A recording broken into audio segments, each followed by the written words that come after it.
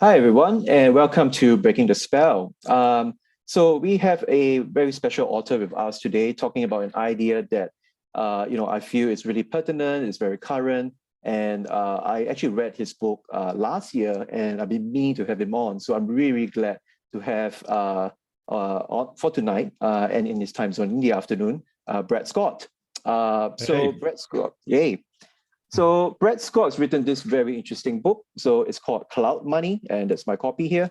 So it reads Cash, Cards, Crypto, and the War for Our Wallets.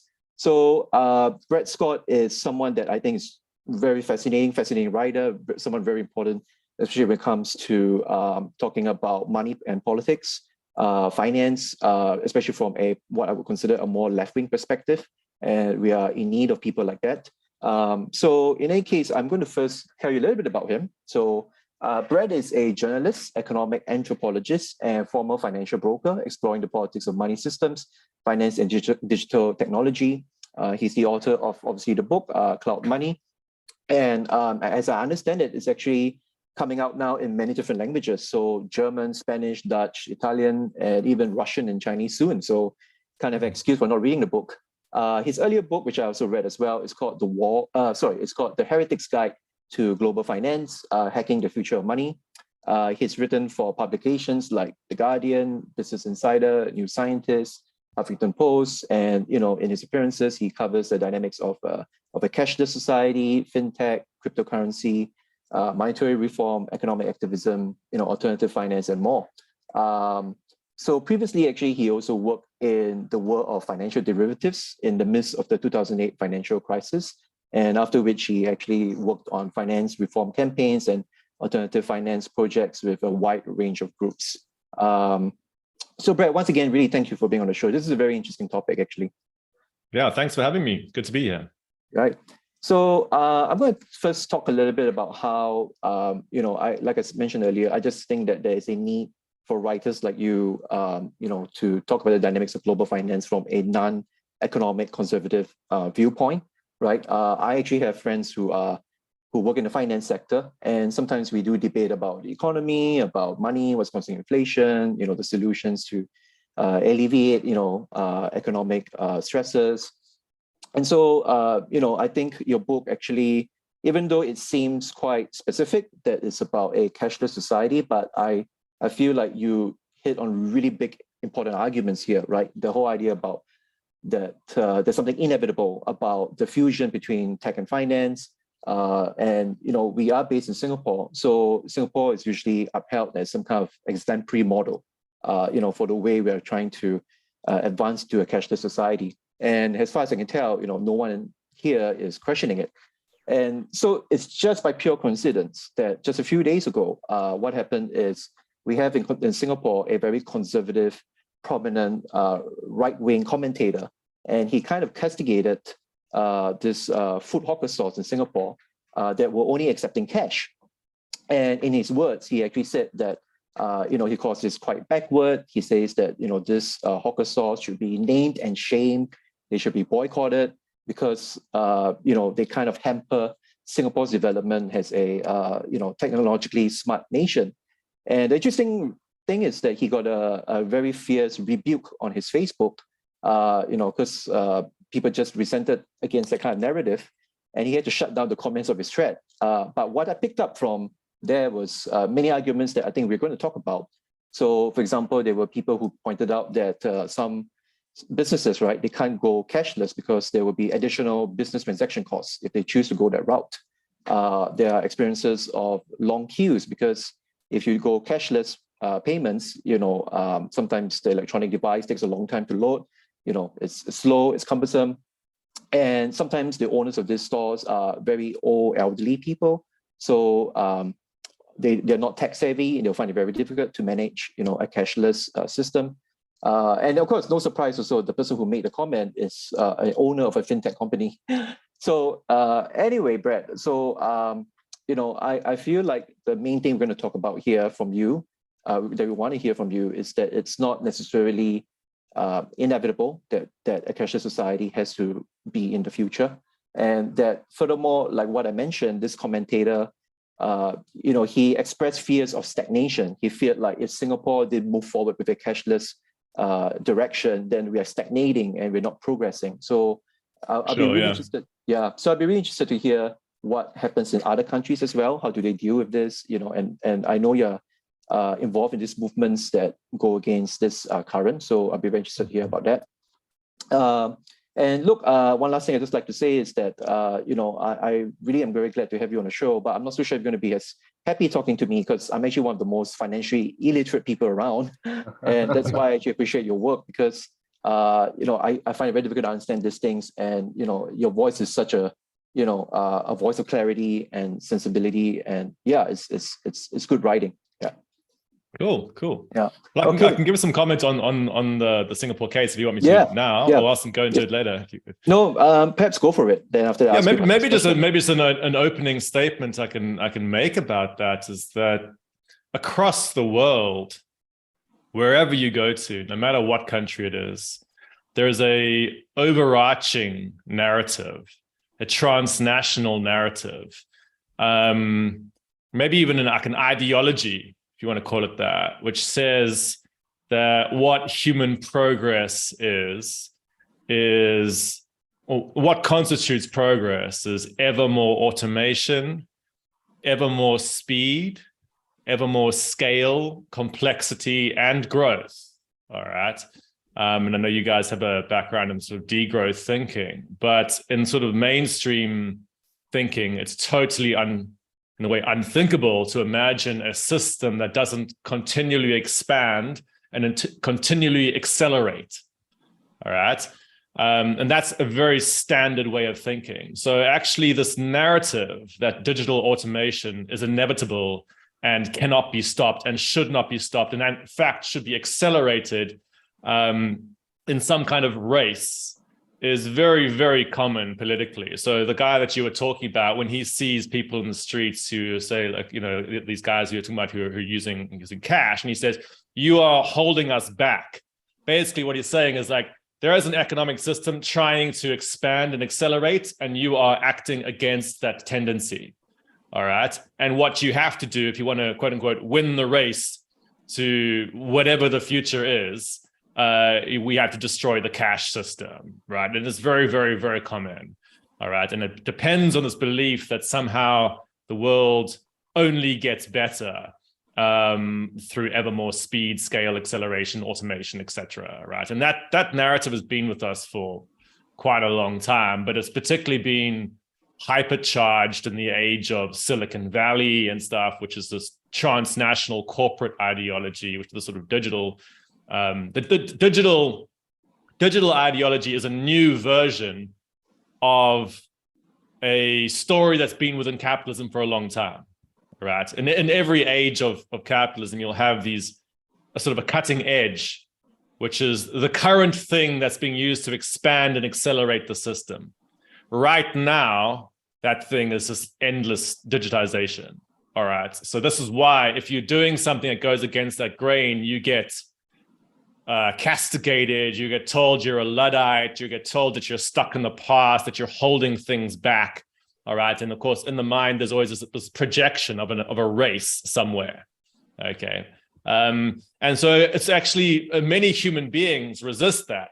They say, actually, you know what? Like, I'm a human being. I actually like physicality. I actually kind of like not having to be like racing through my life all the time. All right. But the corporate sector hates it. All right. So ideologically, the story is always that somehow automation has to happen.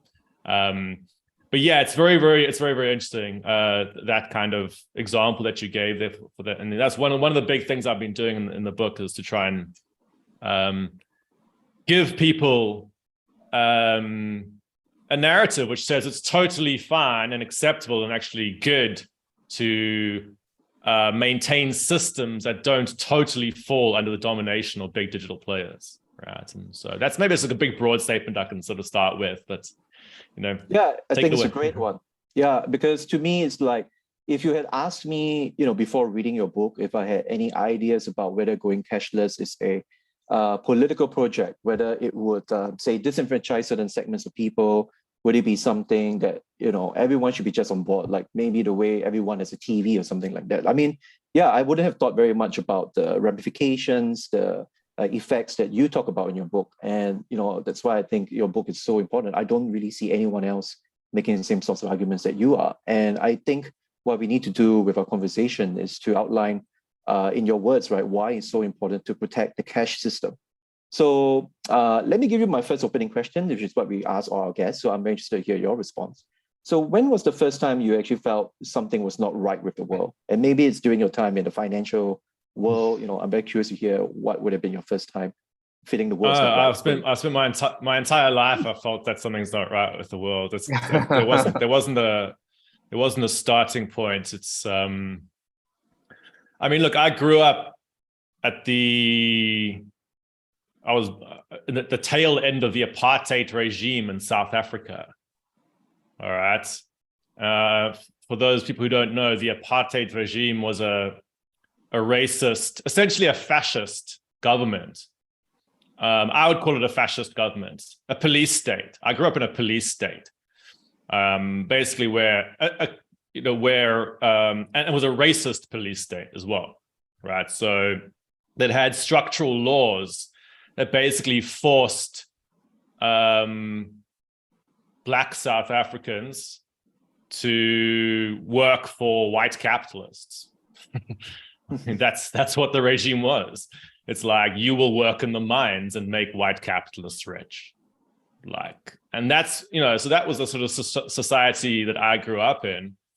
And as a kind of, I guess I was kind of quite a sort of I don't know, maybe a sort of more sensitive soul. And there was something about that environment which always just felt somehow oppressive. Of course, when you're a kid, you don't really know why that's the case. It's just, but that's what it felt. There was something weird about the whole environment to me. So I've always had a sense that there's something in conventional narratives, it generally shouldn't be trusted in some level. Because, the type of world I grew up in, I was constantly immersed in a conventional narrative, which basically said, oppression is good. So at some level, I've always had some inherent suspicion of different forms of authority, whether those actually be governments or actually other types, big corporate players. And in South Africa, when I was growing up, those two acted together as a singular unit, right? So, this is how, my first sense of something wrong in the world, but that actually, later that sort of developed as I was, learning about things. I became more overtly political, and I started to look at the role of, big corporates and kind of looking at the sort of structures of global capitalism. But yeah, it actually emerged from my sort of upbringing, really. And, I went and worked in the financial sector. The reason I went and worked in the financial sector was precisely that I suspected, or I had a strong intuition, that the most powerful industry in the world is finance, and it's presiding in many ways over a very, very destructive system overall, right? So I went into finance very, very deliberately with this knowledge in order to try and experience what that's all about, and so that's kind of how I came to my work. People sometimes think I worked in finance and then sort of had some kind of revelation that something was wrong about it, and then I kind of try to reform myself or something. But it was the opposite way around, really. I deliberately went into the financial sector because I knew there was something messed up about it. Yeah, that's very interesting. I like that you said that, because I do think this is a very underplayed point, which is not many people realize the finance sector, the economy, is one of the big giant colossal power centers of the world. And we actually are not paying enough attention to it. So even though, let's say on our channel we talk about, say, climate change, and of course we will have to call out fossil fuel companies, but yeah, there's also a huge role that finance plays in all the various social problems that we want to address, including social inequality as well. So yeah, absolutely. And I'm glad especially actually in left-wing communities, there's historically a bit of an aversion to thinking about the financial sector. There's various reasons for that. But when I left the financial sector, I worked with quite a few radical groups or more left-leaning groups on financial reform campaigns and things like that.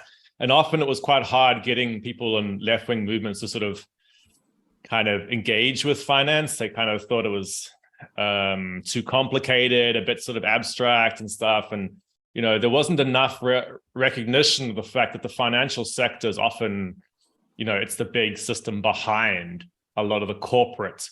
People are very, as you say, they're very quick to focus on, let's say, the big oil companies and things like that. It's like, okay, let's target these big oil companies. But in the background of these big oil companies, they're sort of locked into these huge financial structures, and there's all these big banks and stuff like that. So there's this, the global corporate system is a big interconnected mass of these different players.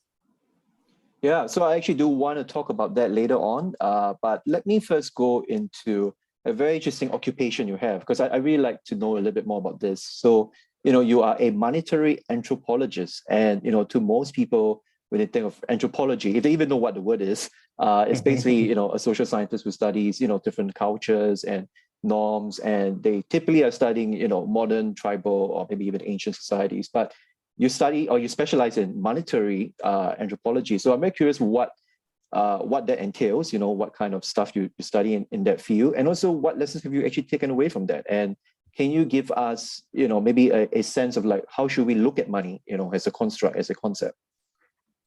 Sure, that's a pretty big one. Look, anthropology is a big field. I don't claim to represent the whole of anthropology. Any discipline has multiple subcategories within it and so on, right? But in general, anthropology is an interesting beast in a way, because originally anthropology was a colonial discipline, all right?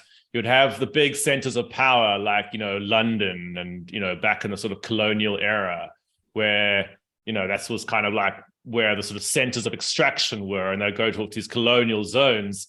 And then along with them would go these anthropologists who would be like studying the local people and this kind of, I imagine, for example, when, Raffles rocked up in Singapore, there probably were some like, anthropologists trailing along there as well, Right. And I don't know what the original groups were, but like fishing communities and stuff. But like, there was a historic connection between anthropology and colonialism.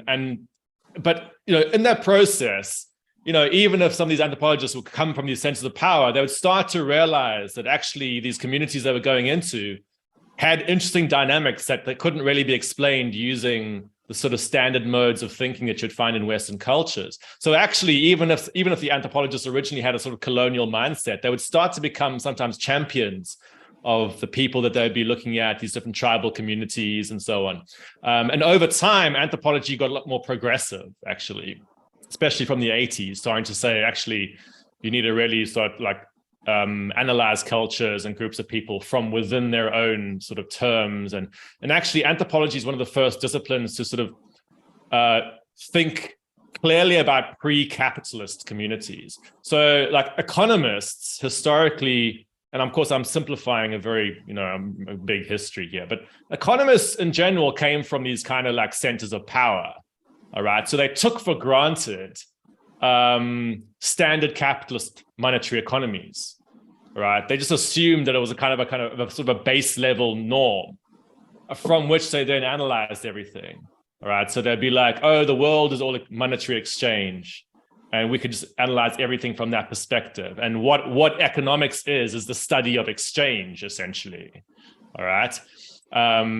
And whereas anthropology tends to come from this pre-capitalist perspective to say, actually, there's many ways of doing things in the world beyond formal exchange, all right? And there's been many different types of economic arrangements.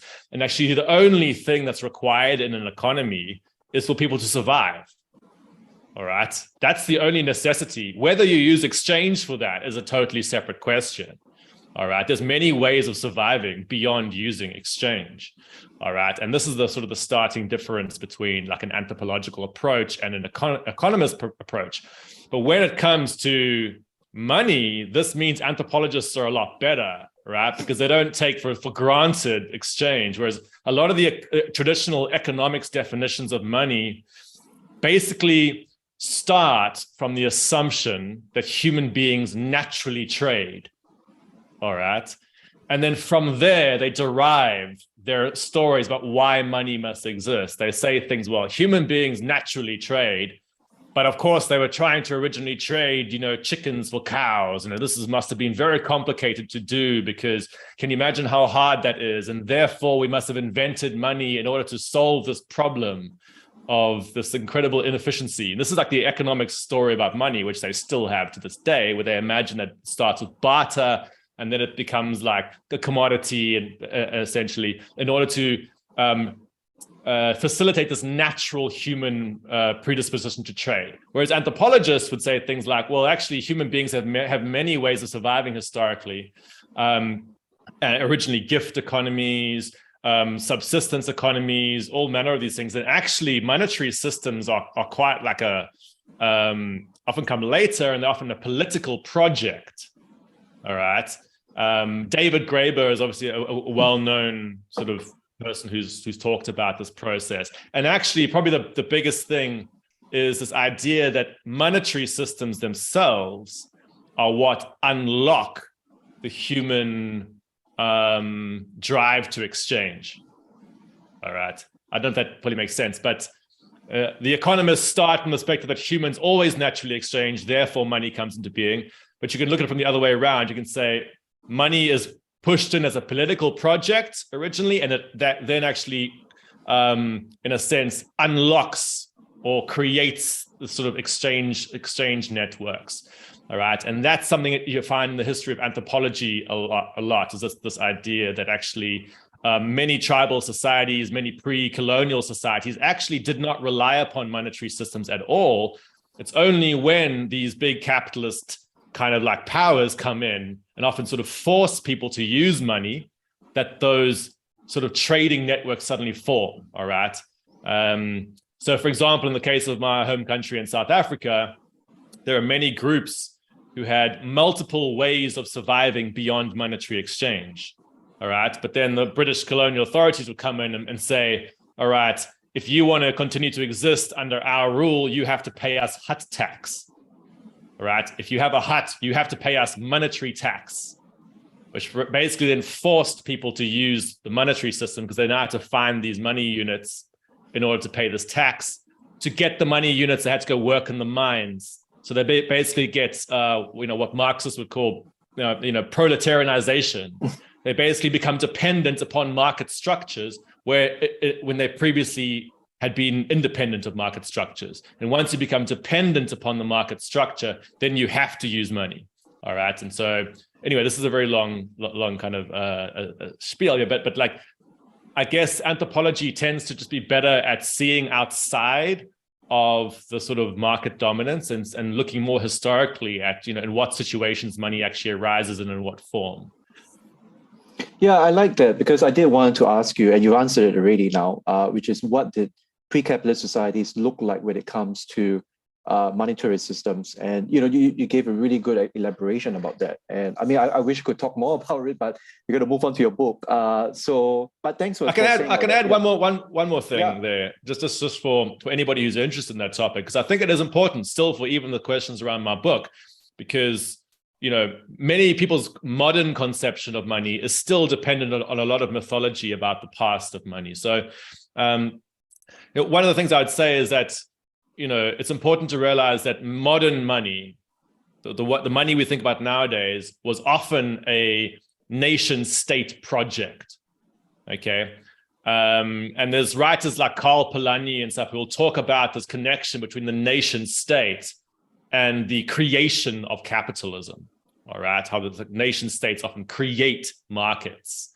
All right. So this style of thinking is within that tradition to say, actually modern monetary systems are these nation state projects. But there are traditions of pre-capitalist money in a sense. So people often talk about, shells and stuff like this. But if you actually look at those systems, and I've written about these, you'll find that often they've got totally different dynamics to a capitalist monetary system, right? So if you look at like the shell money in like Papua New Guinea and places like that, this was a type of money that actually you can't use to buy things. You can only use it to, say, invoke the spirits of the dead, or to show symbolic repentance for harming somebody's pride, or basically things that money can't buy, right? Showing appreciation to the parents of your bride, for allowing you to get married, these kind of things.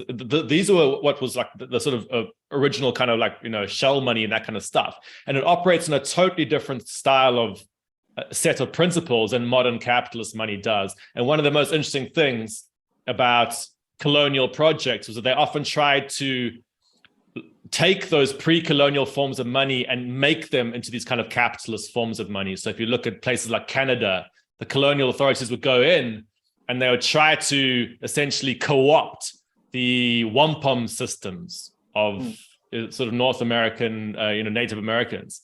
And so there's a whole crazy history there if you're actually interested in going into it. So I encourage anybody who's watching to actually look beyond the standard economics narrative about the history of money. Yeah, thanks for that. I definitely would be interested to look that up. So I appreciate you making that point. So instead of talking about other people's money, let's talk about our money. So obviously we go to your book right now, and the subtitle of your book, right? Because how I plan to title our conversation is "What's Wrong with the Cashless Society?" And so you're going to answer that question, right? And in your subtitle, I think the best way to kind of narrow it down, right, is you talk about the war for our wallets, right? So I like the expression. It's very catchy, easy to remember, and you're kind of trying to describe the relationship we have with these entities. So to kickstart our discussion, explain to our viewers, right, who are these entities that are waging war for our wallets, and what misconceptions we have about them? Sure. Maybe I guess the most important foundational thing to say is that many people believe that there's one type of money. Okay, and I sometimes call this the atomy, right? OTOMI, the one type of money illusion. All right, many people often suffer from this illusion that there's one type of money. So, for example, let's take the UK, where I was based for quite a while. Many people think that the British pound is a single currency. Right, they say, oh, the British pound, that's the money of the UK. But actually, the British pound is multiple different currencies, okay, that have multiple different issuers. Now, many people don't know that, okay? And actually, those different issuers gain power if people use their money. So, and the primary issuers of money in a society, well, first of all, it's the state, right, the government, which is acting via the central bank or via the treasury. There's different state players involved in issuing the base money in a society. But then the second big player is the banking system, the banking sector. All right, the banking sector issues a second layer of money in the society. All right. And actually, there's actually a third layer, which is players like PayPal and these sort of that build themselves on top of the banking sector. All right. So when you're looking at this politics of money, a lot of it's about who's got relative power. What are the balances of power in the overarching monetary system? So sure, the nation state or the government is at the base level of this, but there's all these other players as well. So when I'm talking about the war for our wallets, I'm often talking about these different players who vying to get relative power and shifted towards them. So what's called, for example, the cashless society is a situation where actually power shifts from the government to the banking sector. All right, because the base money that we have access to is the cash system, right? The cash system is the physical units of money issued by central banks or treasuries, all right? But then those units that you see in your bank account, the digital ones you're using with your, cards and apps, that is not state money. That's a secondary form of money issued by the banking sector. All right. So a lot of the politics of cashless society revolve around the fact that the banking sector gains ever more power as the cash system declines. All right. And maybe you really want to touch on this, but one of the core metaphors I use to help people understand this is to talk about casinos. All right. As a kind of, a metaphor. If I go to a casino with $100 in cash, I hand it over to the casino and I get casino chips. Those casino chips are an example of a secondary form of money, all right, that's privately issued by the casino. But those casino chips have power because the people believe that they can be redeemed back for cash at the cashier at the casino, right? And actually, the units in our bank accounts are best thought of as digital casino chips issued out by the banking sector, all right? And so, many people don't realize this. Many people think that digital money, which is that bank-issued money, is a kind of an upgrade to the cash system. They're like, oh, well, they're basically the same thing, just one's a bit more like advanced than the other. It's like comparing an acoustic guitar to an electric guitar. All right. It's like, oh, wow, they're sort of the same, but one's just like more like fancy. And it's like, well, that's not the case. They actually have totally different issuers. They also have totally different politics to them. And they are best when they are acting, when there's a balance of power between them. All right. You don't want one or the other totally dominating. So a large part of my argument, my pro-cash argument, is really about maintaining a balance of power between the different players in a monetary system. I'm not trying to romanticize cash and be like, everybody should always be using cash, etc. Right? I'm saying you need a balance of power in the system. And so a large part of the argumentation is around that. Yeah, towards the end, I will want to ask you, because I've heard this mentioned by you many times about shifting the balance of power. And I'm very curious what the ideal, ratio should be. I know it's quite hard to, put a number to it, but I'm just very curious to hear what your ideal state would be. But let's talk about that later, because I want to hit on what you just said, right? Which is, like you said, there's all these different layers of money. And so, and of course, you gave that really great metaphor of a casino. And, this is where I get to compliment you about your writing, because I felt like through your writings, you always have this great creative use of metaphors, analogies. And in fact, that's what I want to talk about in our conversation, because it really helps me, financially illiterate people like me, to really understand, what's going on. And so I think one of the other foundational arguments you make, which I really like, is the idea about the bank, right? You talk about how the bank is not a cloakroom. It's not some kind of like safety deposit box where people put their cash in and that's all the cash that they have in a bank, and as you say, even bank money is a different form of money, right? And you argue that, the bank should actually be looked at like a casino, as you said. So, help us try to understand why this is so important to get, and the ramifications it has in terms of understanding the relationship of a bank to us, So, just to make it quite funny, many bank commercials try to do a PR spin, right? Like they are our neighbors, they are our friends, So my sense is that you're going to be quite critical about the kind of imagery. Yeah, look, I mean, I don't want to be moralistic about the banking sector. I mean, banks are what they are, they are a core part of the modern capitalist economies. But yeah, of course, they, like all corporations, try to be all chummy with us and sort of try to make out that they're these kind of like friendly entities, but they're not. They're gigantic profit machines. So the main problem in people's understanding of banking goes back to that point I made before about the atomy, the one type of money illusion. All right. If you believe that there's one type of money in society, and you can't recognize that if that's your standard belief system, you'll have a mythology about how banks work. Okay, so you'll say things like, okay, well, I take my money, I put it into the bank. The bank now has the money because I put it into the bank. Now the bank, maybe it lends the money to other people because there's this one type of money and it's sort of like it's like flowing around the system, right? And the vast majority of traditional descriptions of banking rely on this. They say, oh, banks store your money, banks take it, they then lend it to other people and this kind of thing, right? But it's all dependent on this idea that there's a singular type of money flowing around society, okay? And this is what I would say is, the metaphor I use in the book to sort of talk about this is the sort of the cloakroom concept of a bank. So, cloakroom, I'm wearing a coat, I'm going to, let's say, a show or something, and I arrive and I hand my coat to the cloakroom, and then they give me a receipt. Actually, I have a receipt here for this is a cloakroom ticket that I got recently, and I held on to it because I like to use this as an example. But they'll say, okay, well, your coat is sitting inside the cloakroom, and we're storing it for you. All right. And like many people have this concept that that's what's happening in a bank, right? And it's like, in reality, banks operate nothing like this. All right.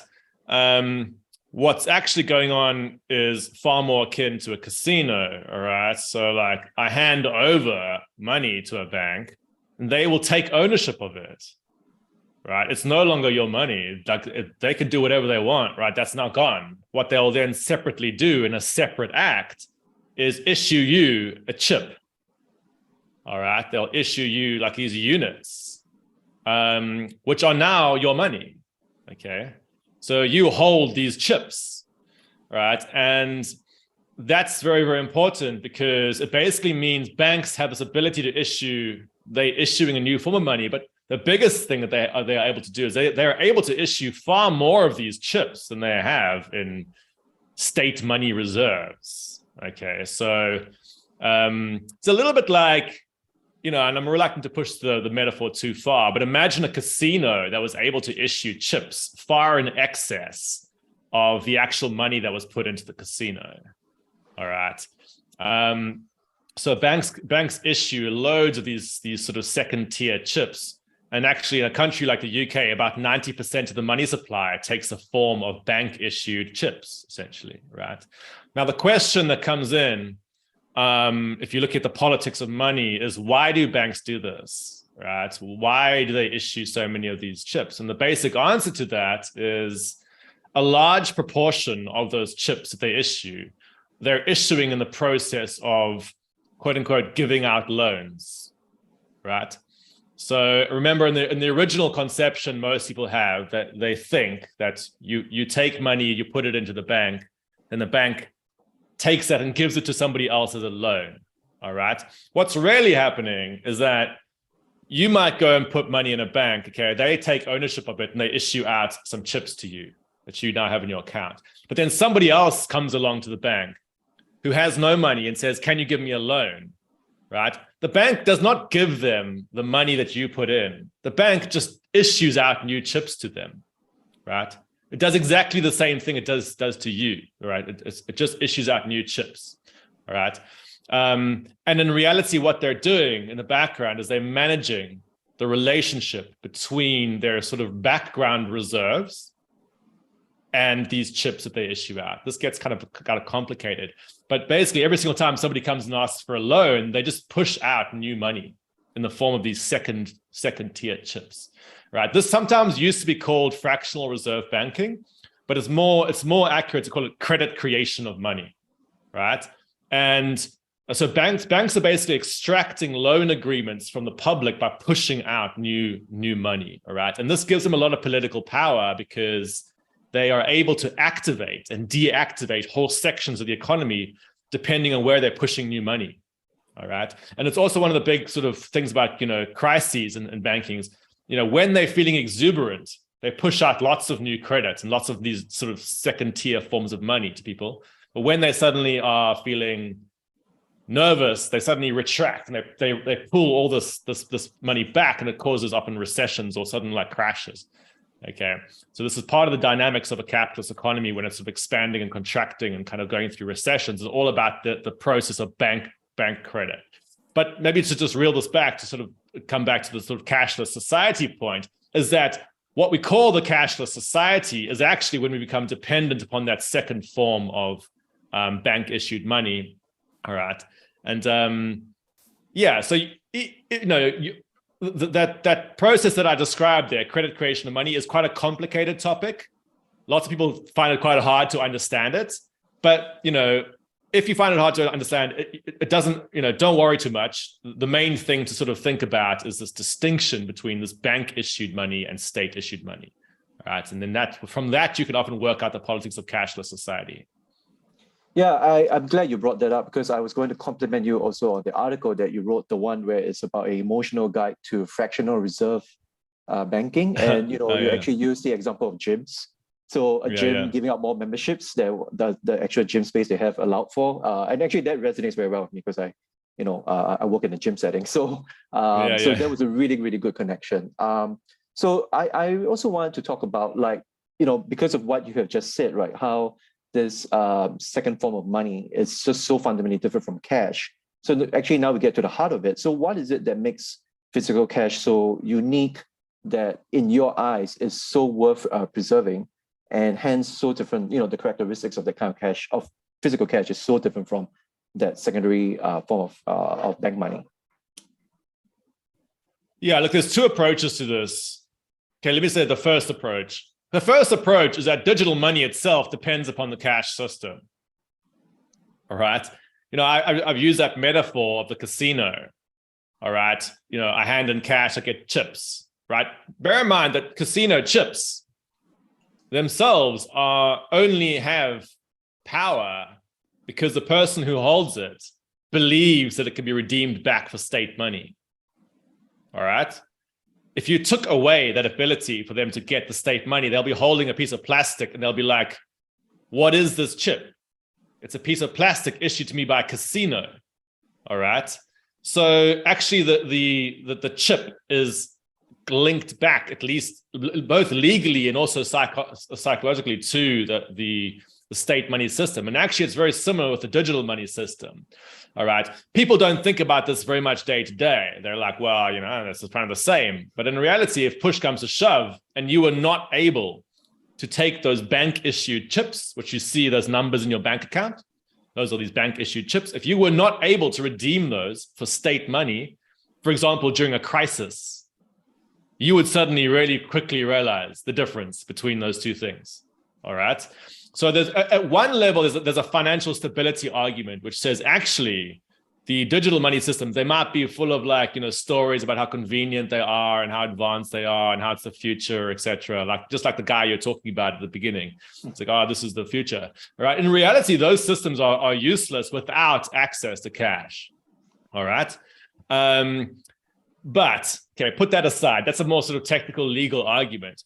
From the perspective of the everyday person who's just sort of facing, without much knowledge necessarily of this, I would argue that cash is like the bicycle of payments. All right. And as compared to the Uber of payments, which is like the digital systems. I don't know do you guys use Uber in Singapore? Yep. Or like related, things like that, right? Now, again, I could look at something like Uber and I could say, look, it seems convenient, right? I mean, sure, if I'm wanting to get home late at night and I want to take a taxi, an automated taxi via an app, fine, right? But that doesn't mean I want to not have the ability to use my bicycle. All right. You actually, both of those things are good. If you ask a person, is a bicycle or Uber convenient? Which of them is convenient? And the person will say, well, actually, both of them are depending on what mood I'm in. All right. And actually, it's very similar with the cash system. Many people don't find cash inconvenient. They actually find it quite simple, easy to budget with, doesn't require accounts. It doesn't crash when the electricity goes down. It's like quite human scale. It allows interaction. It is often used by people who don't want to spend too much money because it actually psychologically slows down spending. All right. So often while lower income communities use cash because it's easier to budget with it.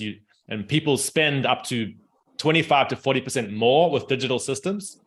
So actually, if you're trying to sort of save money, the cash system is much better.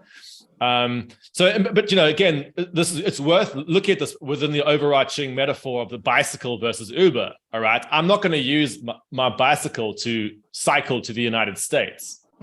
All right, Right? Similarly, I'm not going to use cash to try and, pay somebody via the internet who's like, fine. There's certain native places where digital money makes a lot more sense. Like the internet's one of them. There's certain types of large scale transactions where that makes more sense. So they have these sort of different spheres of influence. Traditionally, the cash system is strongest in small scale settings, often actually with lower income people as well, with a sort of lower amounts of money being transacted. And also like more informal settings, right? If I'm hanging out at your house and we're playing a game of poker or something, I don't want to have to go via some giant corporate data center system to put some money in a pot to have a game, right? Many people actually prefer the informality of the cash system, all right? So this is why I think it's best to think about the cash system as being like the bicycle versus the Uber, because I'm not saying that you want to disregard digital systems, but just like in a transport system where you want to balance the power between these different types of transport, you want that in a monetary system too, all right? And from this metaphor as well, you can actually derive many of the problems of cashless society, right? So let's stick in this transport metaphor for a bit, right?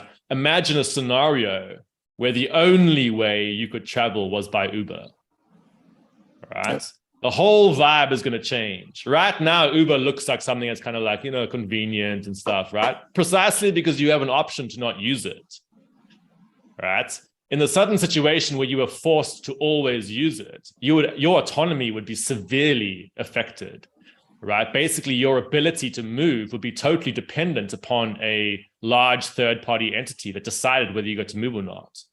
And it would get huge amounts of data. So it's a massive surveillance issue. They'd have huge power over you in terms of about being able to stop you. So kind of a censorship ability. There'd be huge resilience problems. If the system goes down, nobody can move, right? There'd be huge exclusion problems. Anybody who wasn't able to get on, anybody who had problems interacting with large systems, anybody who didn't like those systems would basically be excluded. Right. And you'd have huge centralization of power, which is a political problem often in many countries where you have an entire population dependent upon the banking sector. I mean, it's already too big to fail. Right. So you would now have even bigger. Right. And so it's very similar now with the payment system. OK, fine. Digital systems might seem convenient, but if you're totally dependent on those systems, you now have huge surveillance, massive potential for censorship, massive resilience problems. I mean, especially in the context of things like cyber attacks, like geopolitical instability, climate change, where you have disruptions to large scale systems. I mean, that's a very bad strategy. And also you have massive exclusion problems, and you just have general domination of your society by large corporate entities. I mean, and you feel this now in places like London. I mean, I used to live in London, but in the last 2 years, London has completely become dominated by the digital payments companies. And if I arrive there, I basically cannot interact with another human being unless I ask Visa and Mastercard. I mean, it categorically changes the feeling of your society, right? Suddenly you realize you have no actual autonomy unless these entities allow you to do stuff, which of course shifts the whole feeling in your society. Yeah, I think actually in Singapore, some of us do feel that way. Santosh, I'm quite interested to hear whether you feel that way. But I want to give a few quick comments actually in support of what you just said. Like you mentioned about how, real physical cash feels in our fingers, right? And you mentioned about playing a game of poker. I mean, we just passed the Lunar New Year, Chinese New Year. And, it's a custom for most families to get together and play little games, gambling games in little families. And yeah, it would be absurd if they had to rely on electronic payments to just pass $2 here and there, that would be incredibly tedious. And the other thing you mentioned about transport, right, is it's very true that in Singapore, we actually, we are on the more fortunate side of things. We do have quite an extensive public transport system. We do have private transport, so it's not Uber. Actually, Uber got out of Singapore quite some years back, but we have a local privatized transports company called Grab. And actually, there have been many problems when it comes to the monopoly of the transport system. So there's currently quite a lot of efforts to kind of look into labor issues, how much they pay their workers. And incidentally, just recently, they launched a scheme where they said they provide loans to their drivers, because if they can't afford to rent a car or something like that, they'll provide the loan. And now that's becoming issue of discussion. So yeah, so everything you just said actually comes up really pertinent for us here in Singapore. Yeah. And also think about, that the story you started with, nobody would say to the Singapore authorities that they were stuck in the past if they said, we want to have, train systems plus some private taxi systems plus bicycle lanes, a balance of power between these different types of things. Nobody would say you're stuck in the past. Right. You're slowing things down. They would say that's prudent urban planning. All right. Exactly the same with monetary systems, right?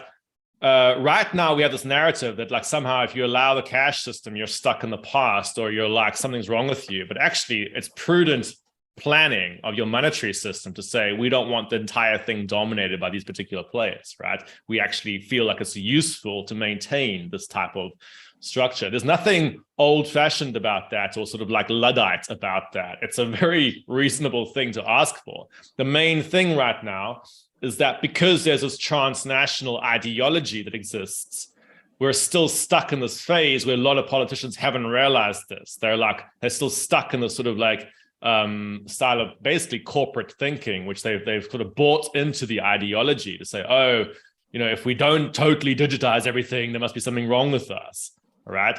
Even though they don't even really like believe in that vision when it comes to things like transport systems, right? And many other systems like, so there's this mismatch between the ideology of endless digitization versus the reality or the ability to do that, or even the desirability of that, right? And I think what we often need right now is to sort of push back against that digital inevitability narrative to say, look, we recognize that there's, we're living in a world where things are automating and stuff, but we need to maintain these types of balances of power. Otherwise, we're going to have real serious problems.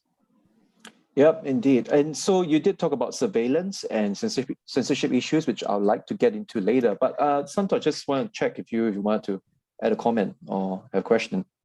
Yeah, so this is a very rich discussion. Thank you, Brett, for giving us an introduction into your book. I just have two very quick comments. The first comment is about this whole notion of equality in power. And the second comment is about, I would say, extraction. Yeah. So just the first point I wanted to make is when it comes to this whole idea of inequality or equality of power, it's not just distributive equality. It's not just power in terms of material money that is distributed asymmetrically or disproportionately to a group of people who hold more of it vis-a-vis another group of people. It's talking about relational equality. So it's not distributive equality, but it's relational. It's just how the relational or the social dynamics between human beings change. And that is a nuance about equality that we always miss. It's the relational aspect. It's about dealing and interacting with one another as equals, rather than looking up to the person who I've seeded my money in my bank account as a person having more power relationally than me. Yeah, sure. So it's not just distributive equality. I think it's a lot about relational equality. And this is something I learned from Elizabeth Warren from the US, a Democrat. Yeah. So that's a very important nuance not to miss. It's not just how the material aspect that is distributed, right? It's the social dynamics that get altered. Yeah. Where we look up to certain groups of people more. Yeah, maybe it's when I was saying about the sort of the shift in the vibe of a society or the culture. Of the society.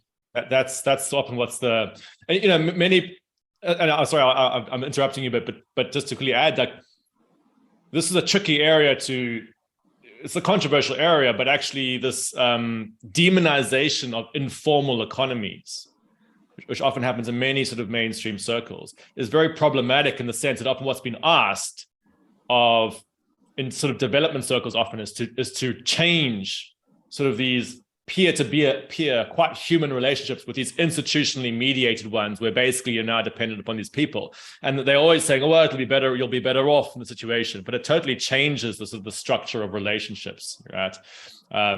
So I hate the sort of romanticization of formalization in economies.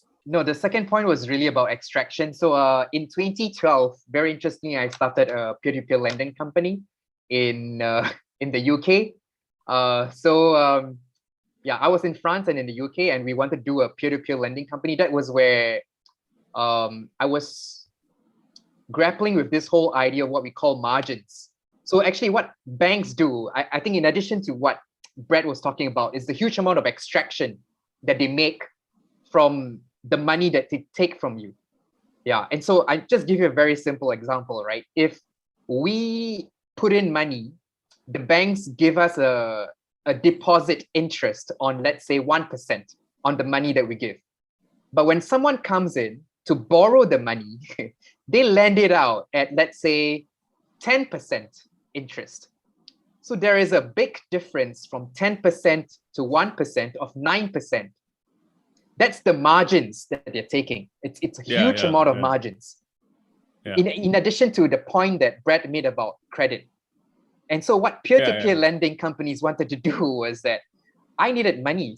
A lot of people needed money, and they wanted to reduce the money. And instead of the money, which was the margins of 9%, going into the big tall buildings and the nice expensive suits that bankers were wearing and the cars that they were driving, to reduce that margin. So they decided to tackle that by having a smaller margin of 3% to cover the peer-to-peer lending platform's cost.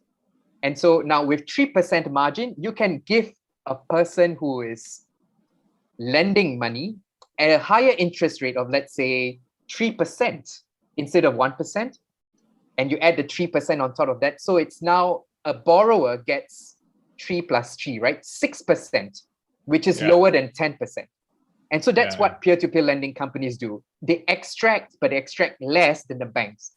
Sure. Yeah. I mean, actually, in 2012, I was hanging around that scene. I don't know if you know Giles Andrews from Zopa and people. I mean, they were around in London. Rate Setter, Abundance, which was a sort of a kind of ecological peer-to-peer platform set up by a friend of mine. So you probably, and there was a lot of sort of peer-to-peer finance at the time was quite a buzzword, and also sort of a great hope for sort of democratizing finance in a way, right? But and I think there's a lot of great stuff came out of the peer-to-peer movement. Although I see that it's sort of been struggling over the years as well. I see that Zopa, which is one of the original kind of like peer-to-peer finance groups, actually became a bank, and then like.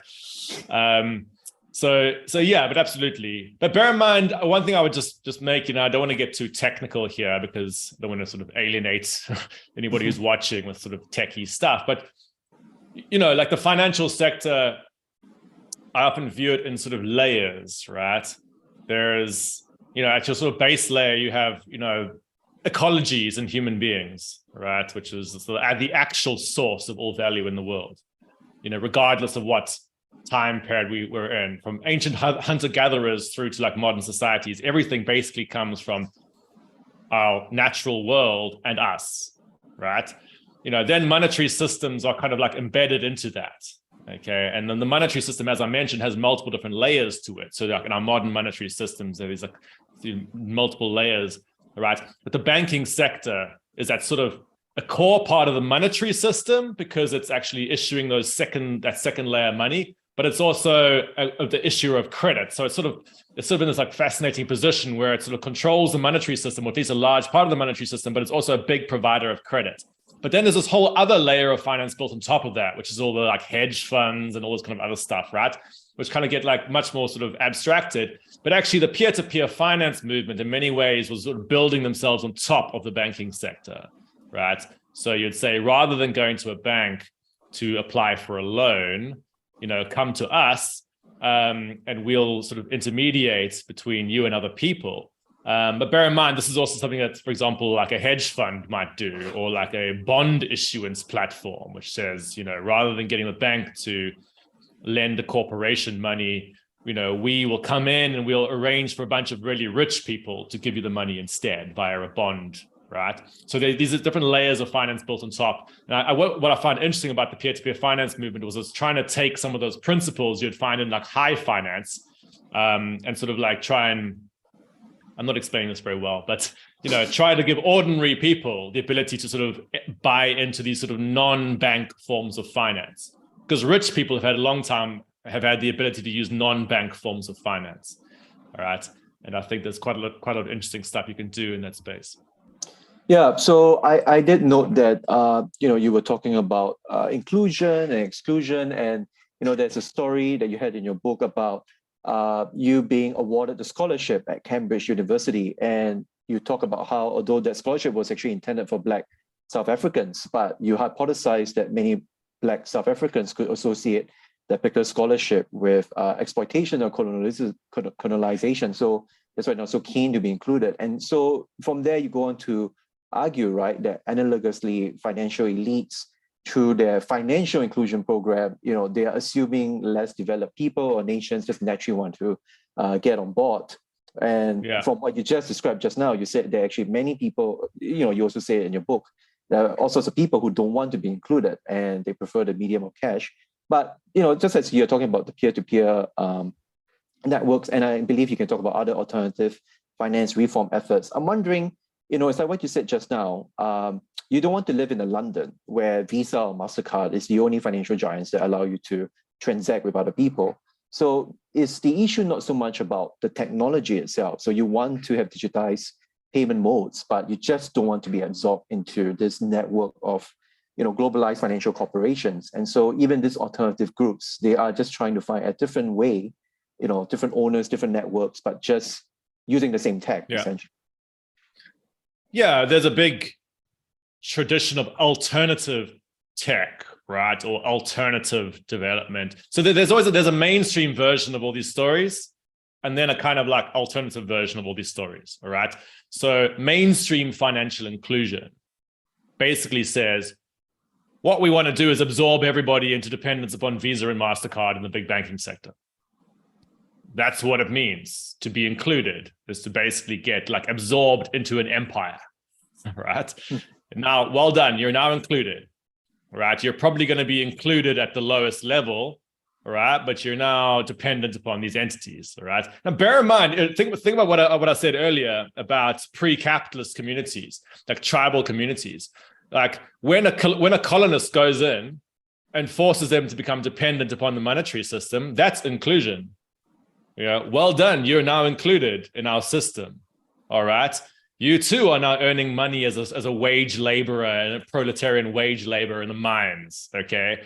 You're better off than your granddad who was like a subsistence farmer, okay? There's a huge amount of like politics to inclusion, right? And often it means absorption. You've got to decide, is the inclusion on equal terms? Are you really benefiting from it? Who's really gaining from this? What's happening to your alternative ways to survive? Okay, so that's one thing to say. And yes, like when I'm doing, say, like my pro-cash work, part of it is to say we want to create meaningful alternatives that are strongly supported, such that a person can choose whether they want to become included or not. All right, because what's happening right now is that a lot of the political elites will have basically gone along with the narrative, or the corporate narrative, which is to say progress means becoming dependent on ever more large, automated, gigantic corporate entities. And what we need to do is help people who are not onboarded onto those systems to get onboarded. So like the British government will go along and literally help Barclays to absorb people into its systems, right? That's what we call like inclusion, right? The alternative thing the British government could do is to say, rather than, helping these private sector corporations, which are already so massive, get new customers, why don't we form a meaningful public alternative? All right.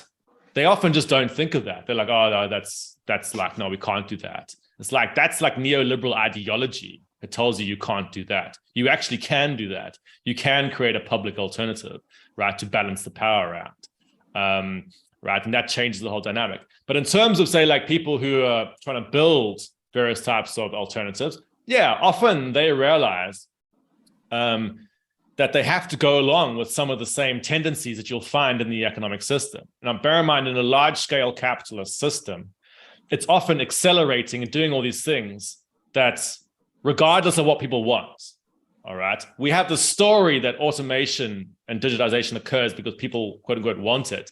In reality, why it happens is that the system is so huge and it has all these players who are trying to automate because that's how they optimize profit. All right. So like whether you want it or not, it happens because that's what capitalists do. Okay. Now, and we get stuck in a mesh in that system and we have no idea of how to sort of stop that process. All right.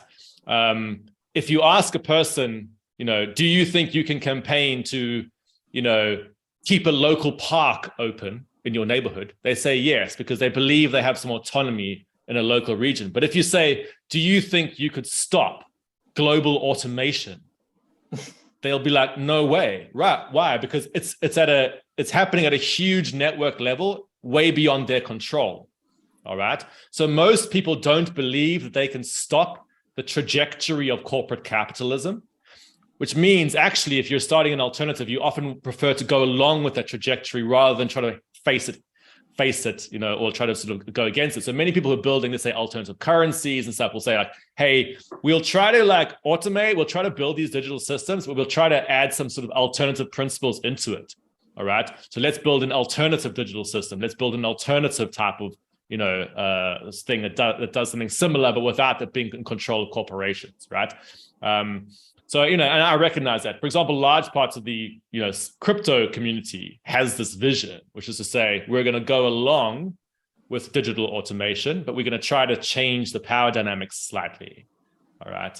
And, so I understand that. I'm not giving you a very clear answer here, but it's like, yeah. Can I give a very an excellent parallel to what Brett mentioned? And this is in the Seeds of Vandana Shiva. It's a movie. So this is what happened when Monsanto came to India, and they wanted to. So in the name of inclusion, they created dependency. So they told the farmers like, we want you to use our seeds, which are GMO modified, and they are pest resistant. So the farmers exchanged their seeds for Monsanto seeds, and then these crops grew, and the pests actually became resistant to the GMO, and so more pests came in. And so what Monsanto said is you need to increase the amount of chemicals that you're putting to go against or to combat the pest. And then the farmers got into a debt because they were purchasing a lot more chemicals to battle with the pest, which were becoming increasingly resistant.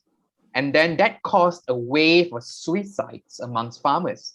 So what was initially a strategy for inclusion by Monsanto in India became utter dependency and devastation for the farmers. Absolutely. And this is a big theme in general in our world, which is, a large part of people who are trying to pull away from the domineering tendencies of the economic system are trying to sort of highlight the beauty of small scale things or more analog systems or these types of systems that actually have higher levels of autonomy. All right. Even though those systems often go against the grain of the dominant process, which is ever greater sort of scale and ever greater dependence upon large scaled entities, right? Actually, one of the best writers on this, he's quite an old writer actually, is Ivan Illich. He's a little bit dated now, but he would write about the ideology of progress, all right? And how when people become dependent upon these huge scale institutions, often what starts to happen is that the institution ceases to be serving a need and starts to just serve itself, all right? So there's a point when technological development sort of helps people, but that kind of quickly stops and it starts to generate all its own problems and its own dependencies and all its own messed up dynamics. And then it uses that as a further justification for its existence. So this is like the Monsanto thing. It's like, okay, become dependent upon our system. It's going to totally destabilize the ecological balance. Oh, we'll offer you a new product to deal with the destabilized ecological balance now. Right? Oh, now you're in debt. Don't worry, we've got some financial inclusion guys who'll come in and give you loans. All right. So you get ever more kind of stuck in these huge institutional structures, and there's ever more ideology which tells you why this is good. all right? And people get so entangled that they can't imagine how they get out of these systems. They actually will then often forget how to get out of this. I mean, I find this so fascinating from an economic anthropology perspective because this is a bit of a tangent, but like I was watching recently, for example, this film on Netflix, which was about, it's called Sherpa, which is about the Sherpa people who, it's an ethnic group in Nepal who became, well known for helping people up Everest, all right, helping Westerners up Everest. So it's looking at the community of Sherpas who are actually really on the sort of edge of the global capitalist economy, right? Really, the Sherpa community is historically subsistence farming based, reciprocity based, basically kind of like non-market based principles to survive. But then the incursion of global capitalism happens through these Western climbers who rock up in the Nepal wanting to climb Mount Everest because they believe that it's going to give them some like superhuman power or like show their manhood or whatever it is, right? The various reasons why they want to climb up. And the Sherpas are kind of like, buy into this to some extent to make money, but then this brings essentially the global economy into their region, and they're interviewing these old men who are sort of part of the elders who say actually things were better when we were just growing potatoes for ourselves. All right. And this is part of the big dynamic is like, when you get incorporated into these large systems at an unequal level, often you actually end up getting more screwed than when you were excluded from them. All right. And so that's the dynamic.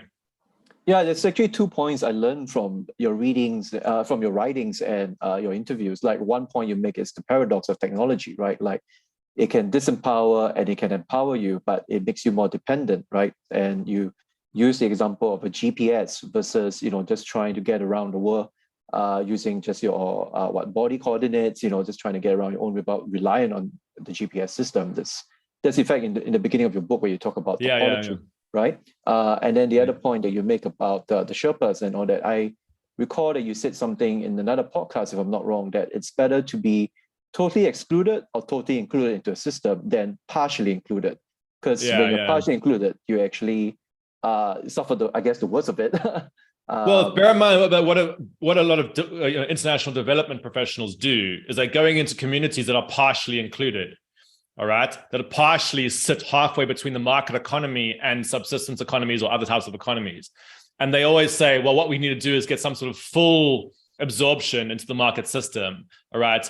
So in South Africa, like you'll go into these rural places, which were historically basically underdeveloped by the apartheid government. But, the apartheid government would have built a road to get to like a mine somewhere because it wants the resources. And then people in the region will maybe start to use the road a bit and become partially dependent on the road. But then the road isn't maintained once the sort of mines close. So now you're sort of semi-dependent on the road, but the road keeps on like having giant potholes in it. All right. And this is the classic sort of like vibe of like underdevelopment, is this sort of like half-formed thing, right? Whereas, of course, if you're sitting in the middle of Stockholm, in the heart of like Western post-industrial society, you think everything's great, right? Because you're literally right in the middle of pure inclusion at the center of the global economy. All right. And you're like, oh, it's amazing. The digital systems are so efficient and my life is so amazing.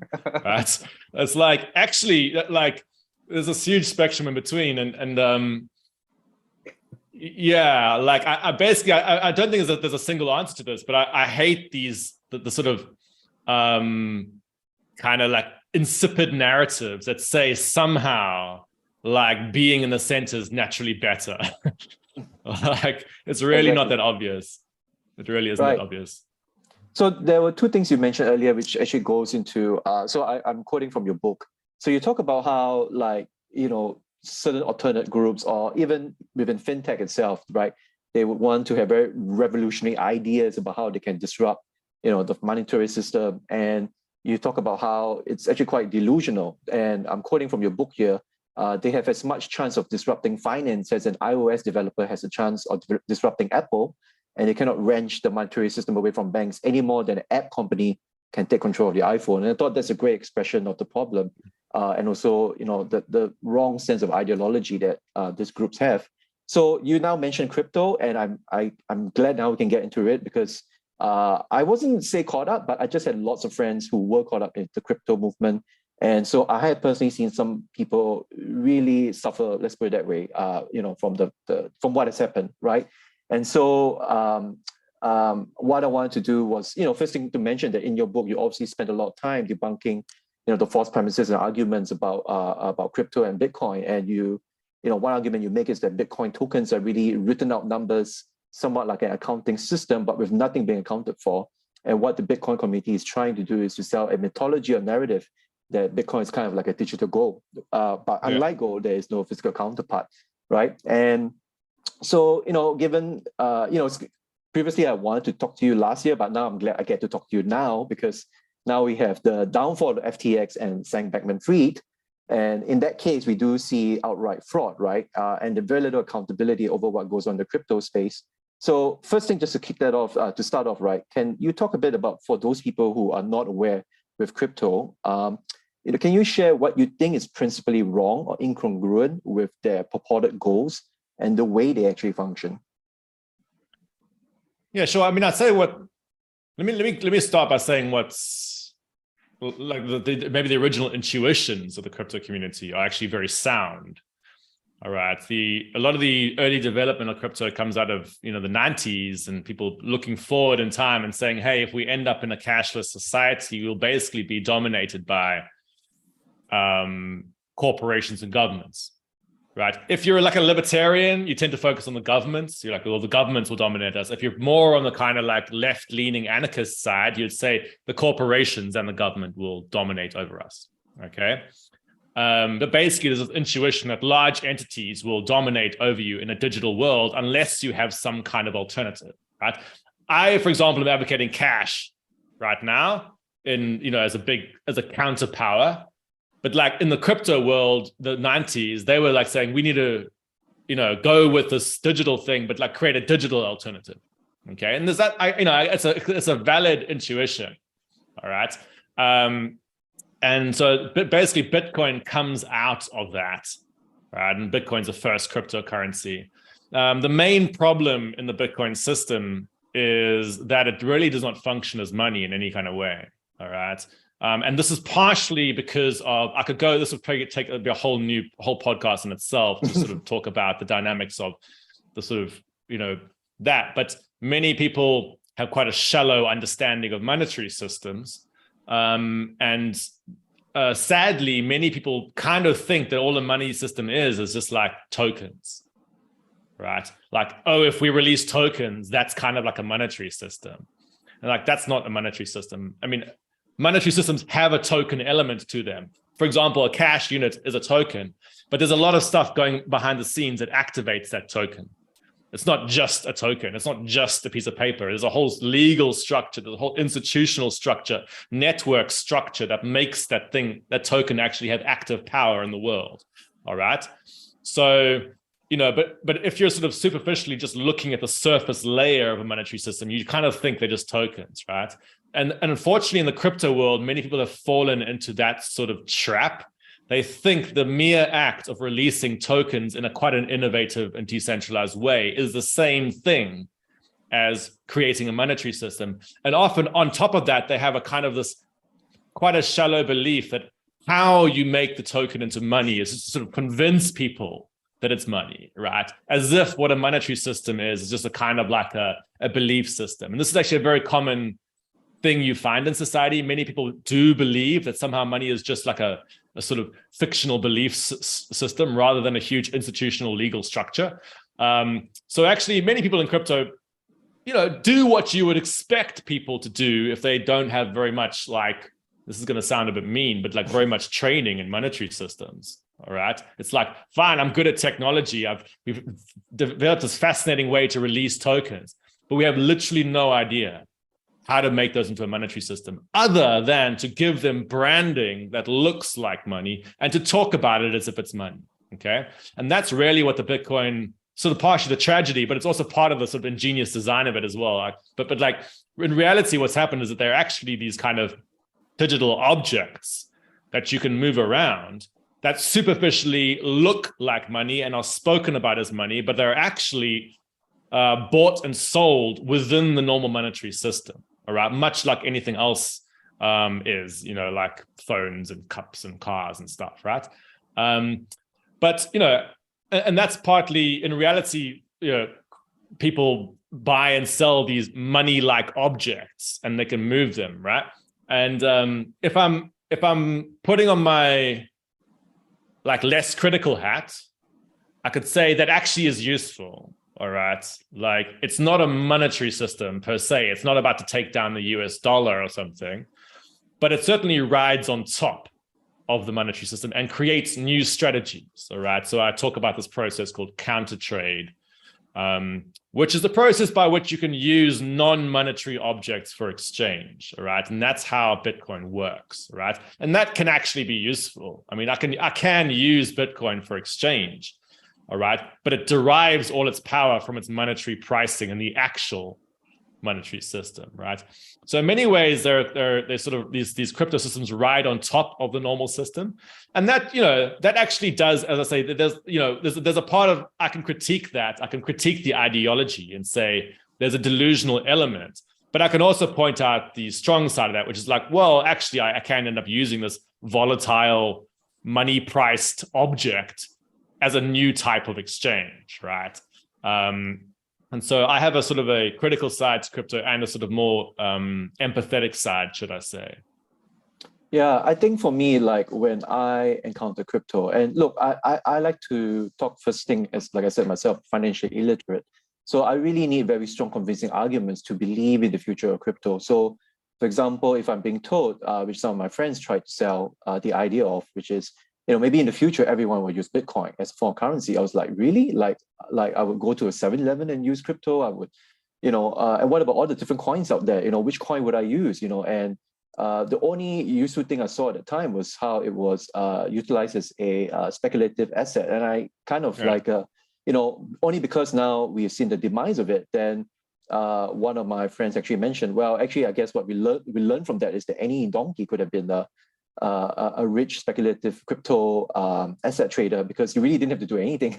Yeah, exactly.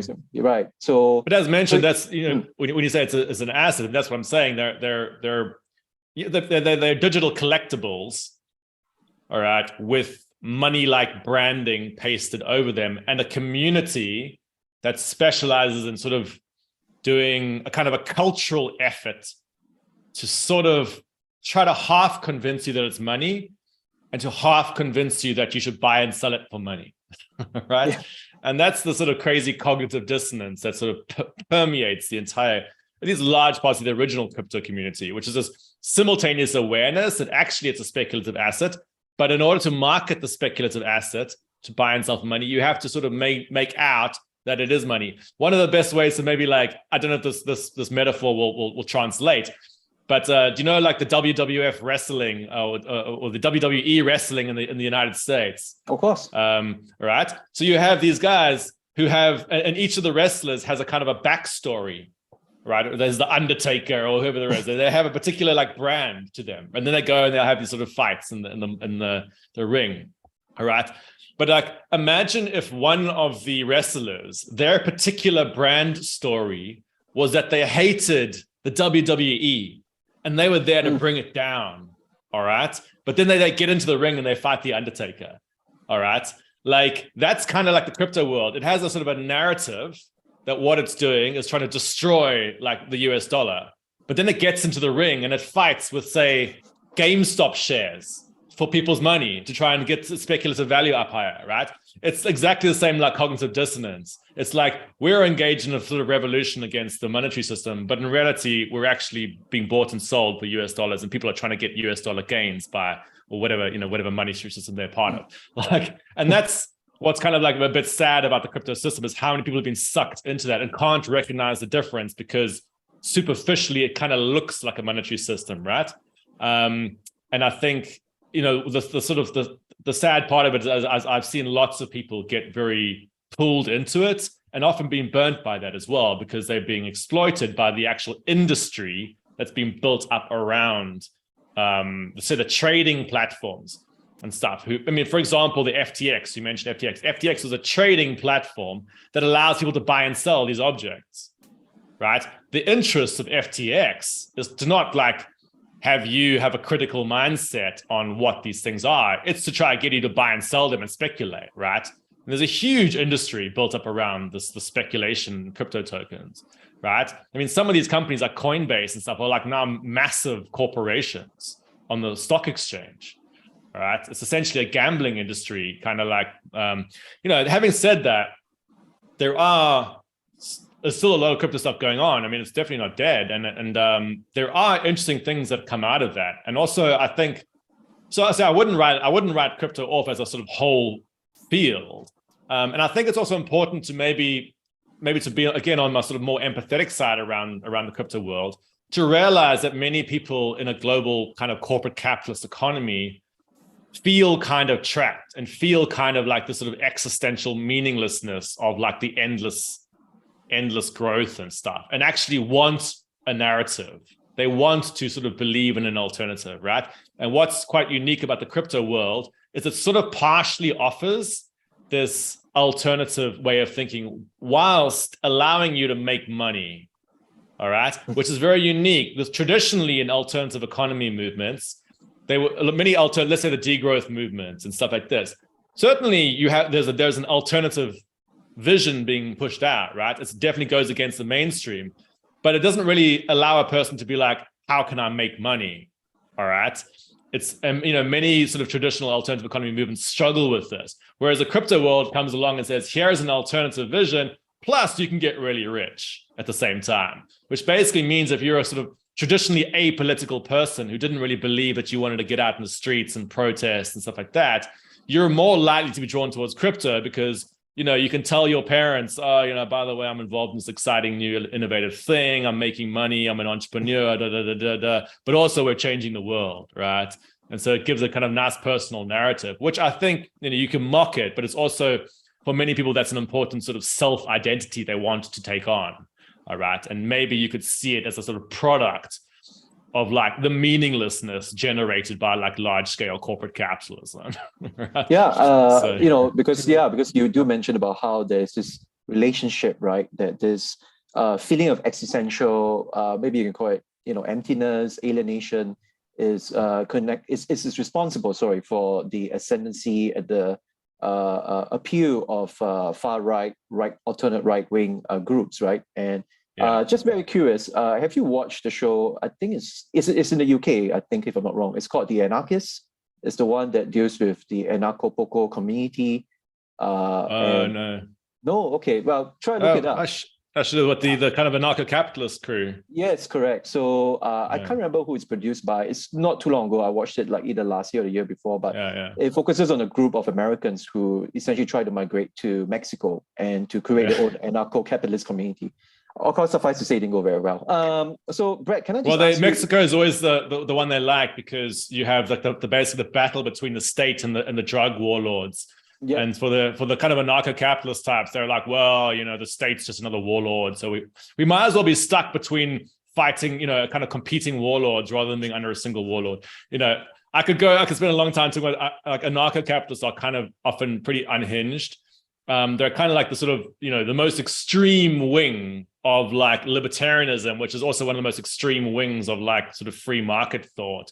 So there's kind of like something quite fascinating in the anarcho-capitalist community in the sense that they're kind of like zealots, right? In the same way that some of the most hardcore sort of left-wing anarchists are sometimes viewed as being a bit like crazy by sort of more sort of mainstream left people. Some people in the sort of libertarian circles kind of see the anarcho-capitalists as being like totally crazy. But they're very prominent in lots of the crypto experimentation, and they're very like obsessed by this idea of being able to exit society, being able to exit and start their own societies, right? And it's like it's a very big theme in the crypto world. And there's like a big book called The Network State, which is like one of the big like crypto hedge fund, venture capital guys has done it, and it's like all about this like exit mentality, right? You just like you don't like engage in negotiation or like try to like discuss your problems. You just like build a new society somewhere, right? And so this is very, very core of the sort of mythology of crypto, at least the original version of crypto. So yeah, I'll check it out. That sounds fascinating. Santosh, you want to add something first before I go on? Okay. Just like one small point about empathy to Bitcoin and crypto. It's the underlying technology which was intended to distribute power. So it was DLTs, distributed ledger technologies. It was to move away from a system that was centralized in terms of their ledger systems into distributed ledger systems. So the underlying thinking and the intention was actually quite noble. It was to distribute power from people who were intermediaries as central ledgers to distributed ledgers. Everyone having a say in the transactions, in verifying exchanges between different groups of people. So that was the point of empathy and compassion to DLTs, which is blockchain. That's underlying Bitcoin and the crypto movement. Let me add a quick thing that I want Brett to jump in. So when I first heard these terms, decentralized finance, decentralized power, and all that, like I said, the people who were talking to me about it were very mainstream, conservative kind of finance people, my own friends. I said to them, like, actually, these ideas have been in left-wing circles for a very long time. We just don't have the power to actualize it. So, Brett, I'd like you to address that. Like, even though, as what Santosh said, there was supposed to be this noble intent, but how come it didn't manifest? Why didn't it just actually? Well, bear in mind that decentralization is actually a politically ambiguous. It has ambiguous definitions, but also has a sort of different traditions, like politically. If you've been involved in, say, like the crypto kind of alternative economy movements, like cooperatives and sort of localization movements that try to, like, there's different sort of traditions in alternative economics, right? But lots of them actually call for forms of decentralization, which historically meant, you're taking one big system and you're breaking it into smaller parts that people can more locally control. You can have like more local autonomy over the parts rather than having everything going through a huge centralized structure, whether the centralized structure is a state or like a bunch of corporations, okay? Or both of those acting together, which is the normal way, right? And so decentralization originally meant like breaking something big into smaller pieces, right? It didn't mean you didn't want anybody to control it. It says we want localized control, all right? So if you're, for example, a local cooperative bank, one of the things that local cooperative banks will say is like, we have a fairer ownership structure, but also we're more attentive to the needs of our local community. Whereas the big corporate bank has got an undemocratic ownership structure and doesn't care about what happens here. You're just another number in its like system, okay? So this is like, for example, within a small scale cooperative bank, they have a kind of decentralization ethos in that more traditional sense of the term, right? And that's a kind of, you would find that within like anarchist communities saying like what human beings are really, how they're supposed to live is in smaller collectives where you have more equal relations rather than these like gigantic kind of like structures, right? But in the crypto world, decentralization originally was kind of framed as being like, okay, you take one super large system and you just replace it with another super large system, but you have it such that nobody can control the super large system. All right. And that's what the original crypto decentralization thing was to say, all right, we have this gigantic transnational structure, let's say Bitcoin, it crosses borders, but nobody can control it. Therefore, it's democratic.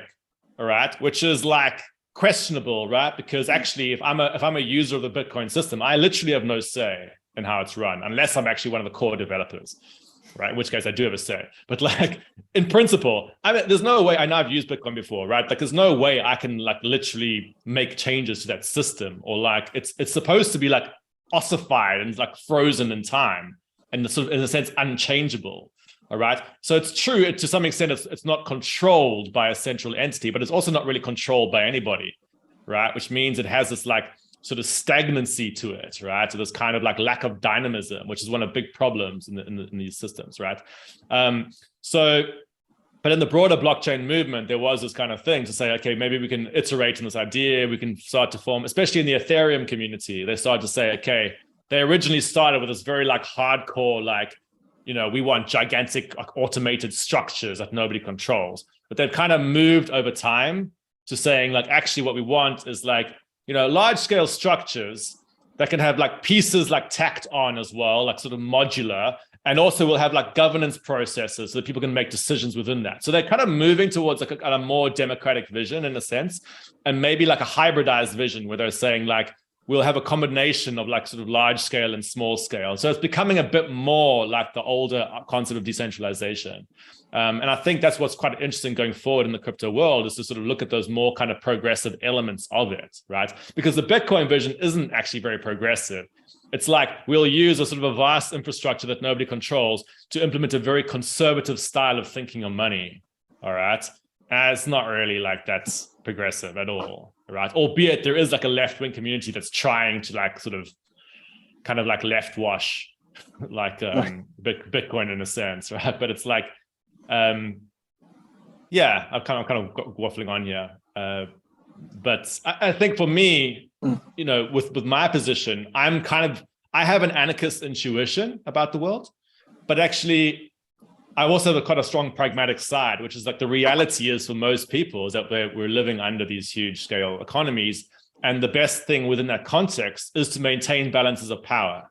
All right. So which is why I go protecting the cash system. To say, look, I understand there's a whole sort of world of idealistic crypto experimentation, but in reality, that often ends up being a distraction from the much more important task of the kind of like, protecting the real world monetary system that for the vast majority of the people in the world, over 50% of the world's population depends upon the cash system, right?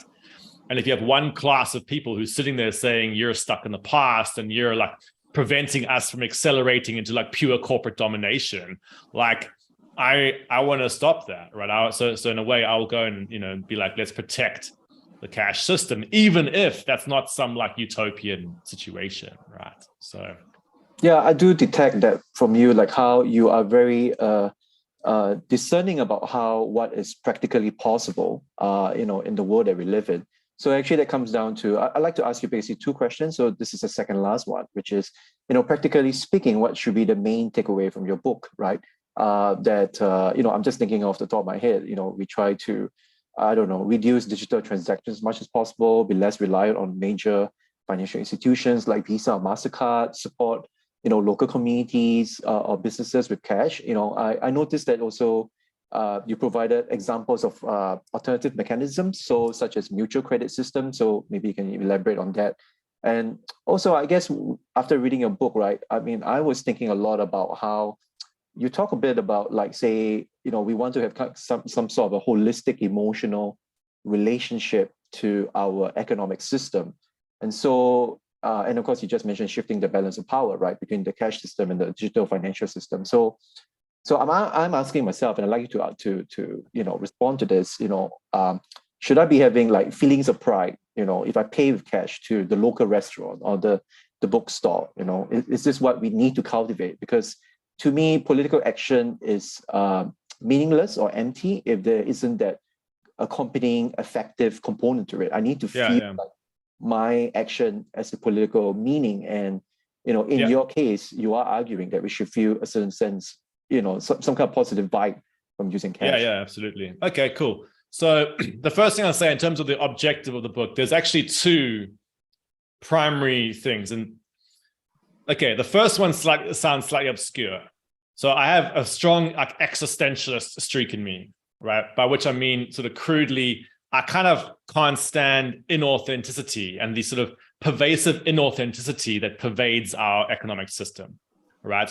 So one part of me that, just wants people to acknowledge that the stories we hear about cash are inauthentic, right? We're told that it's like, we are the ones who want endless digitization. We are the ones who endlessly want like unstoppable progress and growth and stuff. But in reality, like most people don't really experience that, right?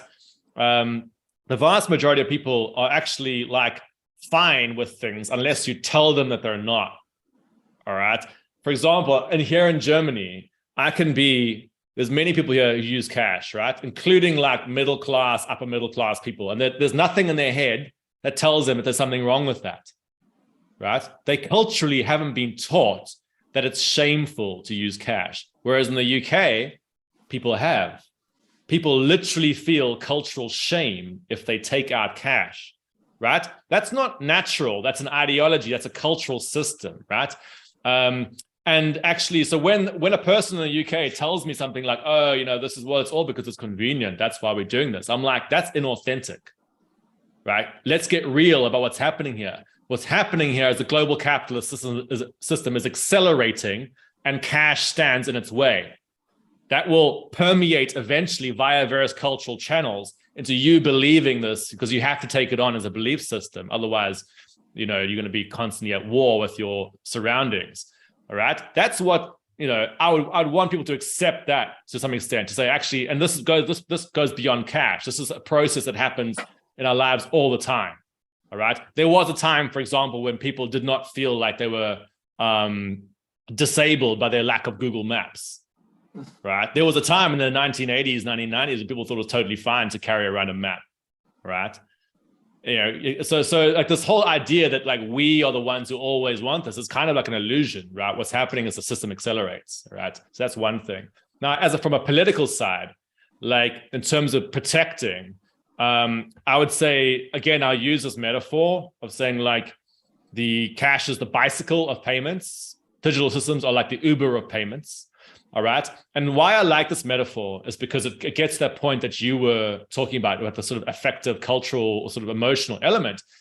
In the 1970s or 1960s, 70s, like the automobile was like rising to prominence, right? And actually aspirationally and culturally, what people thought was like the height of progress was to have a car, right?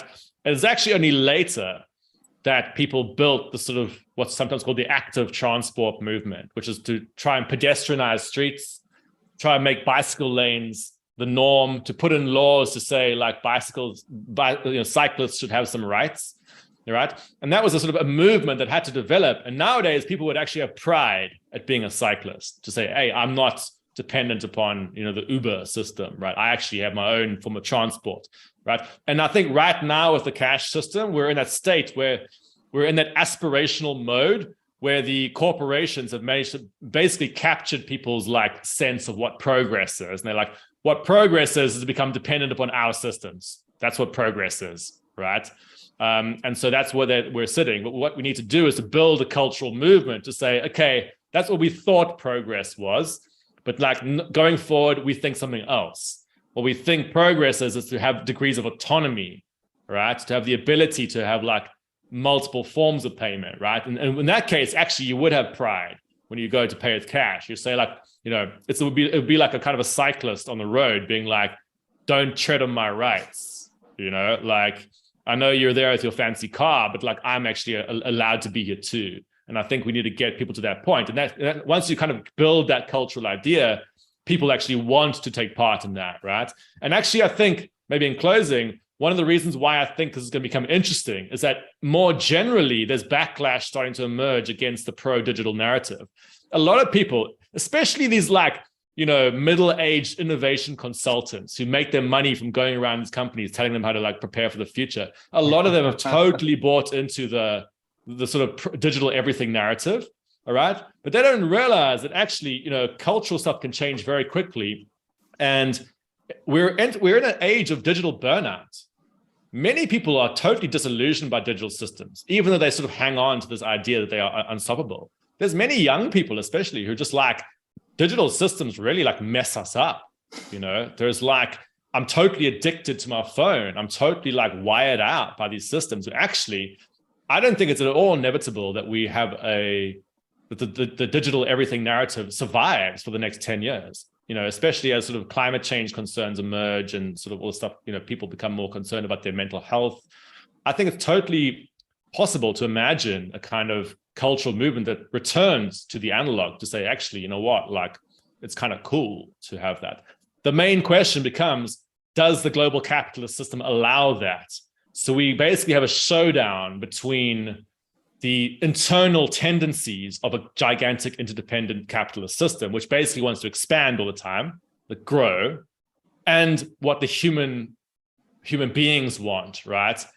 Again, we create that system or constitute that, but we don't really control it. So we have this kind of showdown between the kind of like the tendencies of our economic system and maybe like what our body requires, right? And I think, so for example, the degrowth movement understands this. To say like, there's many human beings that realize that like endless growth is kind of pointless, but like nobody quite knows how to stop it, right? And I think you can sort of analyze this issue around cash in the same sort of frame.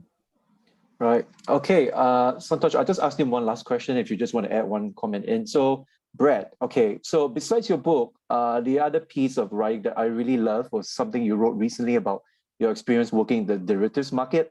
And, you explain what derivatives are, essentially you call them bets, and they're just one of the biggest ways corporations make money, right?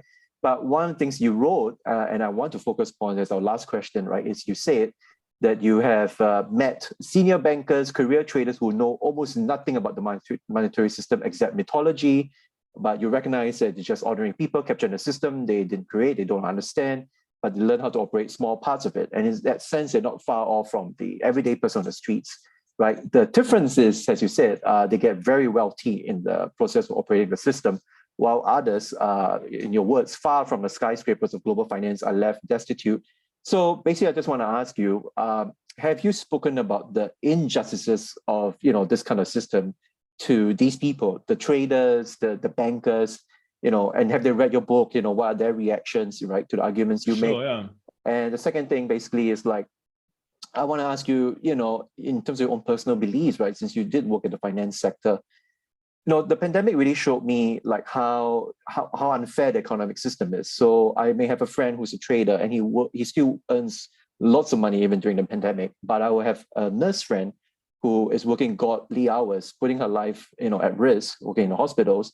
And of course, she's working, just bare minimum wage, right? I mean, to me, what I want to ask you in terms of your personal beliefs, do you think this is just a very unfair system of economic exchange? Yeah, so there's a few things there, but yes, people who work in the financial sector often do actually agree with me.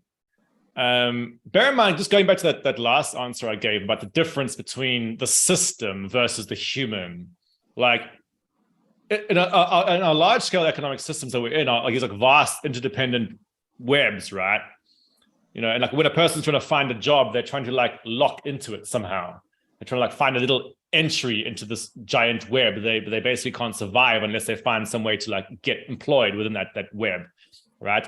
And like, so many human beings experience themselves as being like captured by that web and totally dependent upon it, but they don't necessarily like the dynamics. And actually, there's many people in finance who are like, we have jobs in finance because that's how we survive in the system. But we can, from a human perspective, we understand what you're saying. It's just that we don't think we have power to do anything about it, kind of thing, right?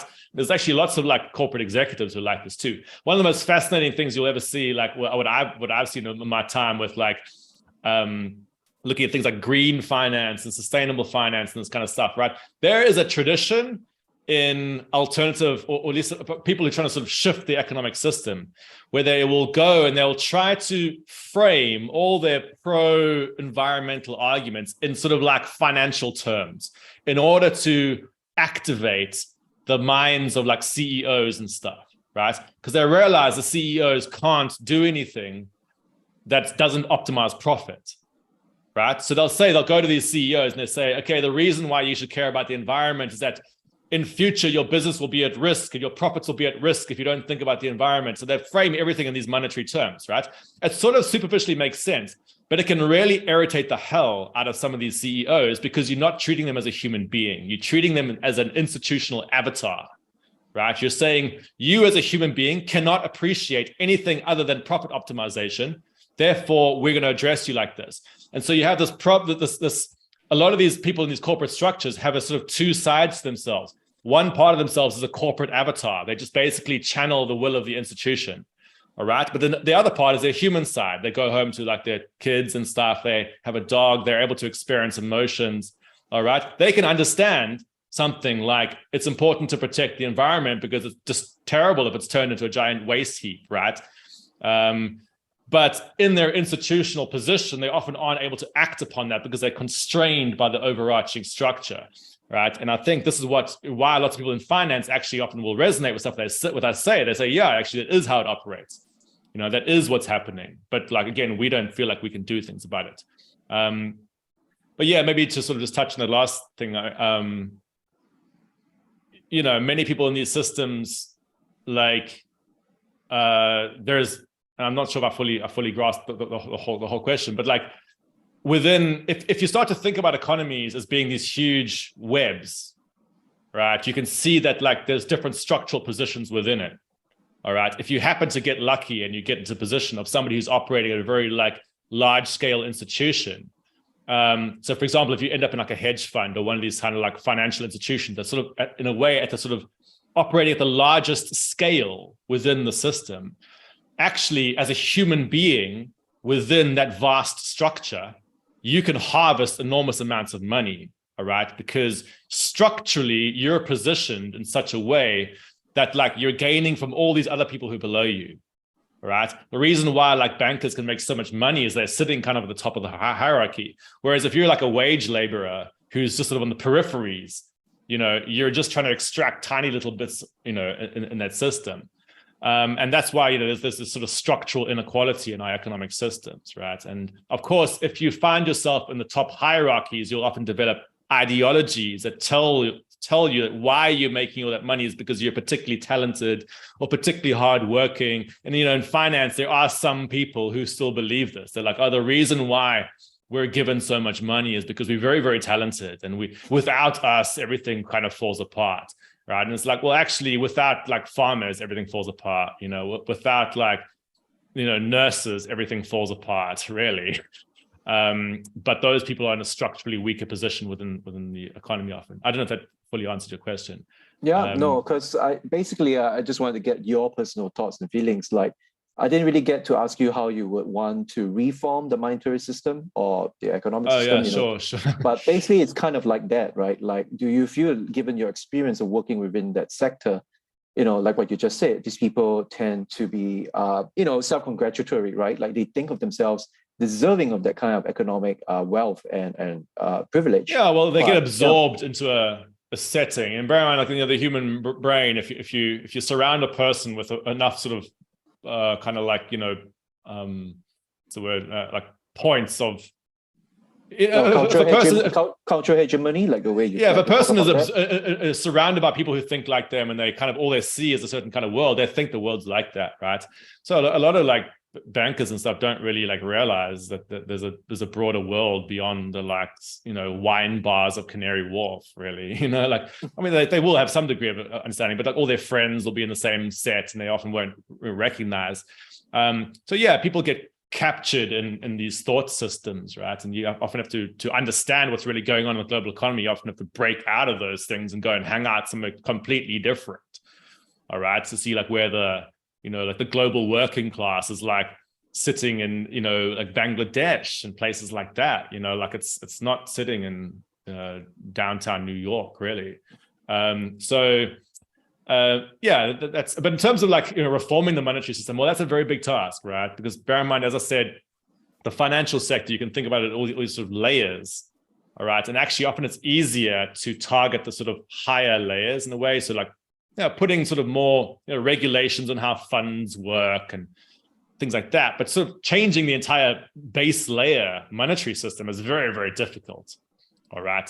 It's like a very hard task to change the deep layers of the system. It's like if you're a computer hacker, you know, and you're like, maybe this is the wrong metaphor, but like, it's like, do you understand like assembly code, like the sort of deepest layer of coding in a computer, or do you understand like Python, which is like a much more abstracted sort of like, you know, language? Maybe this is the wrong metaphor, but like a lot of sort of more, if I'm trying to do stuff like, you know, again, you know, putting regulations on the operations of like a sort of a pension fund or something like that, it's a sort of a higher level style of politics, and it probably is more achievable in the short term. Whereas if I'm like, I got to go deep down into this absolute like base layer of the system and alter the entire monetary structure, I mean, that's like, it's hardcore. That's why it's really difficult, right? And to people who are building alternative currencies and stuff, it's a very hard task. But maybe in closing with this is why I'd say about what's interesting with the cash thing is the cash system already exists and it's already huge, all right? And it's a non-automated, non-digital system. So I think when I'm talking about like with the cash system, I'm not really talking about an alternative currency kind of campaign. What I'm talking about is maintaining an existing part of the standard monetary system as a way to prevent the total takeover of the new digital players, as it were, or the corporate players. And that's slightly different to like, you know, me trying to rebuild the entire monetary system from scratch with, you know, a mutual credit structure or built on blockchain. So yeah, but then we maybe need another conversation sometime about the alternative currency world. Yeah, I think we do. And maybe that's your next project. So I would love to have you on again if, we have something much more to talk about as well. I always look forward to your work. Yeah, it's been fun chatting. Yeah, thanks so much. Santosh, maybe just say something quick and then I want to close so we can let Brett go. All good. It was a good discussion. Yeah. Yeah. So anyway, first off, I just want to say to everyone, so please, try to get a copy of the book. As I can see, here in Singapore, it's still available on the shelves. I think it's on the bestseller on the bestseller shelf of one of the bookstores here. So that'd be good. Sign. Yeah, and Brett, maybe just in closing, tell our viewers where they can look up for you on the internet. Yeah. Yeah, maybe the best place now is my Substack newsletter, which is brettscott.substack.com. But it's called Altered States of Monetary Consciousness. And there I write, essays that are actually updating things that are in the book itself, right? So, get the book, certainly, if you want to, but also the newsletter and the website is giving sort of new and more in-depth stuff on a lot of these topics. So it's, you can go find me there. And I'm also on Twitter as well. Yes, that's awesome. Right. Yeah, that's right. It's always nice to read your tweets as well. So, I encourage everyone to look that up as well. So thanks, everyone. It's been a really great conversation with you, Brett. I really appreciate so much for you taking the time to talk to us. And I'm sure we all learned a lot today from your work. Yeah, thanks for the great questions. Thank you. Thank you.